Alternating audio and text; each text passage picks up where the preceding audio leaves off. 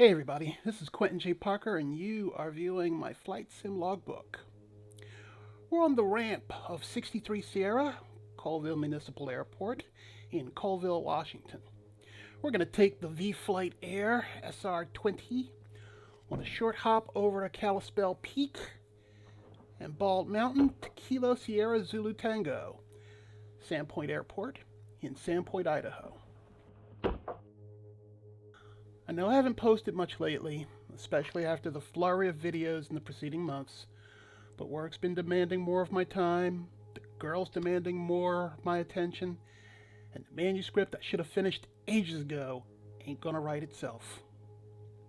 But I felt the need to offer a little something, especially with all that's going on in flight sim land. The vFlyteAir Cirrus SR20 has proved itself to be a great jumping off point.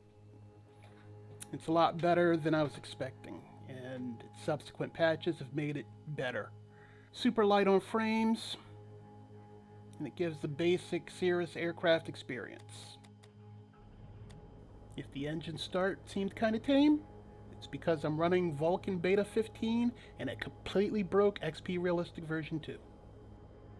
The Hold My Beer SR22T landed in June this year, and then while it appears to be well received, some fixes are in order. Optimizations to reduce its polygon count that impact frame rate and lightening up the damn cockpit would go a long way towards its continued success. Both my vFlyteAir and HMB planes are sporting my custom paint scheme, complete with November 68502 registry and personal crest. I will, of course, slap it onto the TorqueSim G3s, which, unless we're being trolled by the developers, we're told will release this week. As the snarky sorcerer once said, we're in the endgame now. There is a mountain, really kind of a hill, I suppose, to the north the airport, and it has a great big C on it. C for Colville, I'm thinking. I don't know. There used to be a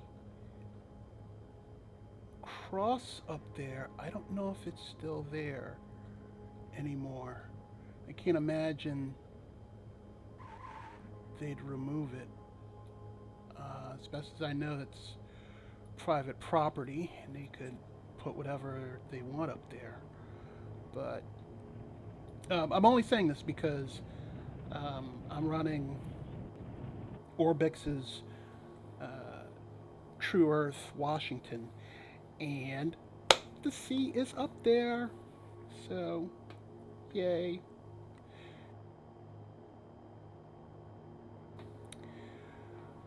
My 2007 rig's 2 GHz processor, 512 megabyte video card, and 2 gigabytes of RAM was fine for FS9 and FSX, but choked on X-Plane. Hell, I could barely meet the 20 frames per second minimum. Forget about actually moving the graphics sliders anywhere forward of minimums. So I built a new rig for the sole purpose of being able to run the high-end graphic intensive sims of tomorrow. One of which is Microsoft Flight Sim 2020. I'll buy it, but historically I've always purchased the top tier editions. And as the base package has global scenery, the only real inducement for me to do that would be the Cirrus SR22. But I have a nasty suspicion that it's the Carenado GTSX, and unless it's substantially, and I mean substantially, improved, then it's hell to the no on that.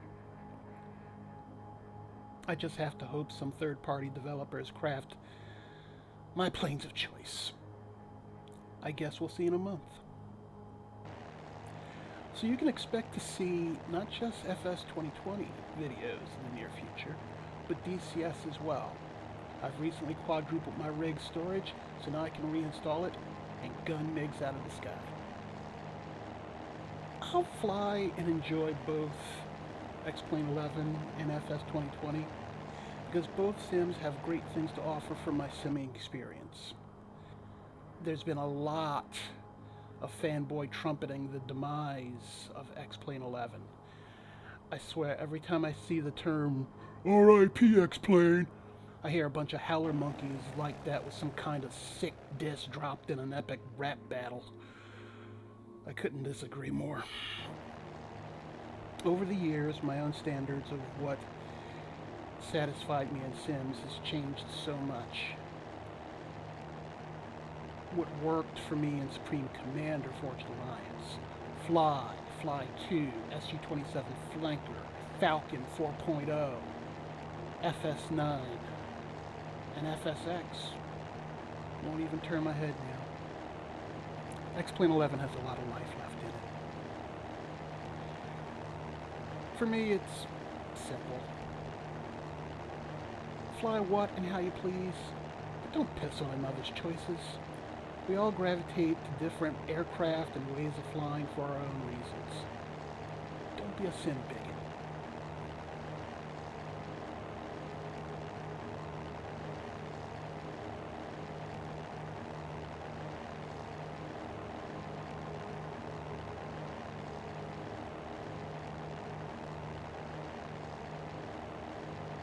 Dun, dun.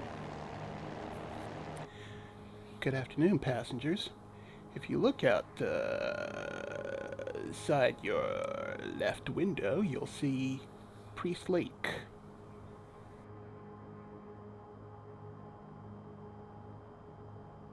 We're coming up on Bald Mountain, the last hill,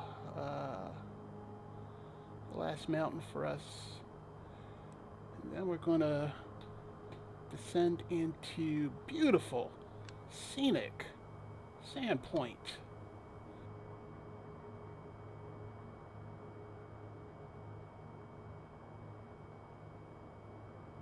And, wow.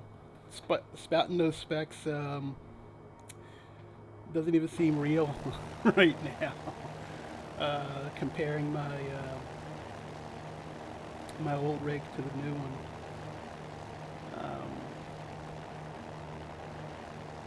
But the new one's doing the job, man. It's getting it done.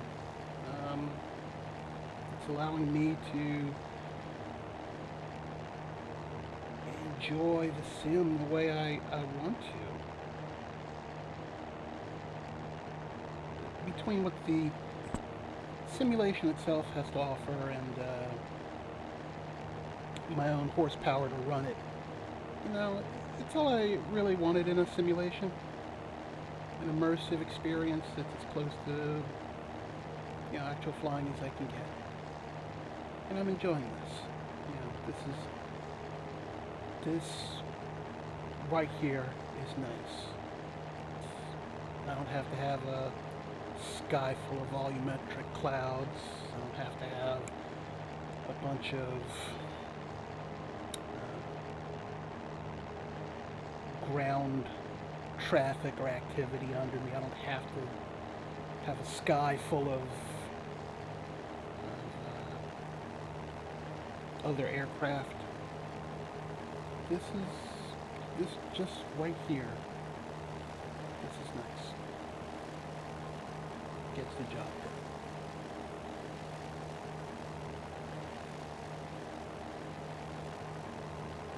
And for shits and giggles, yes, I did reinstall FS9 to see how it performed. The new rig, but its limitations are obvious. So, all right, enough of that.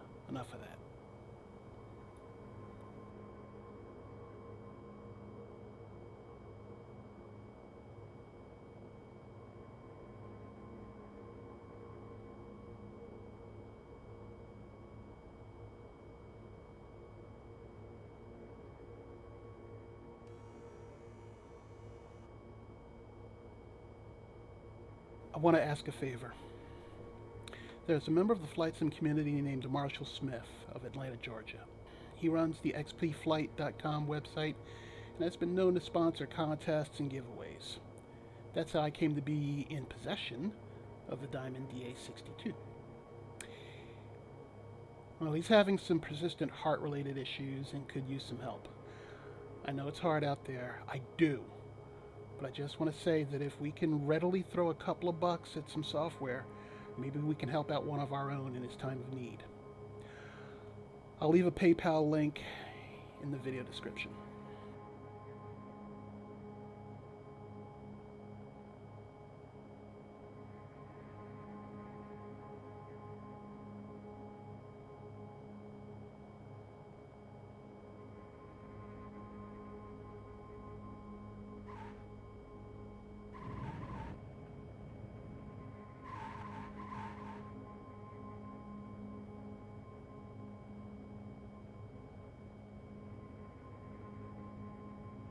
I'm so grateful for you simmers who enjoy these vanity projects. I hope the imminent releases of the TorqueSim SR22s and FS 2020 will prompt me to forego sleep and churn out more videos, but I'm old, so no promises. That said, how are you guys liking the videos? My initial videos in the Flight Sim vlog were longer, chattier, and mostly unpolished. If I flew shittily, it wasn't edited out. By comparison, the videos of the Flight Sim logbook are shorter and more tightly polished. The point was to make them more watchable. What do you guys think? Is there anything you'd like to see me do more of? Less of? Let me know in the comments.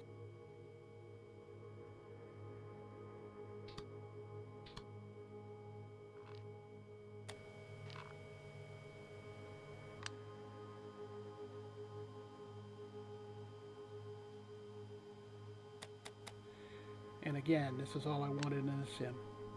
An immersive experience as close to actual flying as I can get.